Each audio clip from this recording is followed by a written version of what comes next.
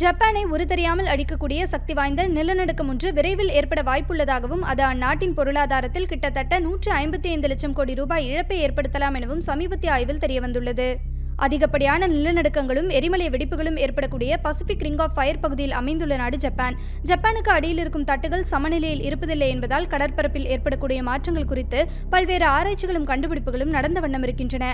அந்த வகையில் பசிபிக் கடற்கரையில் ஒரு மிகப்பெரிய நிலநடுக்கம் ஏற்படுவதற்கு 80% வாய்ப்பு இருப்பதாகவும், கடலுக்கு அடியில் ஏற்படும் தட்டுகளின் நகர்வு 8 முதல் 9 ரிக்டர் அளவிலான நிலநடுக்கத்தை உருவாக்கலாம் எனவும் ஜப்பான் அரசு வெளியிட்டுள்ள அறிக்கையில் தெரிவிக்கப்பட்டுள்ளது.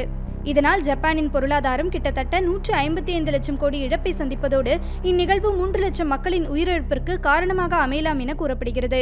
8 ரிக்டர் அளவில் ஏற்படும் நிலநடுக்கம் மிகப்பெரிய சுனாமிகளை தூண்டலாம் என்பதால் அந்நிகழ்வு ஜப்பானின் வானுயர்ந்த கட்டடங்களை தரைமட்டமாக்கும் என்றும், கிட்டத்தட்ட 12 லட்சம் மக்கள் வீடுகளை இழந்து தவிக்க நேரிடும் என்றும் அந்த அறிக்கையில் குறிப்பிடப்பட்டுள்ளது.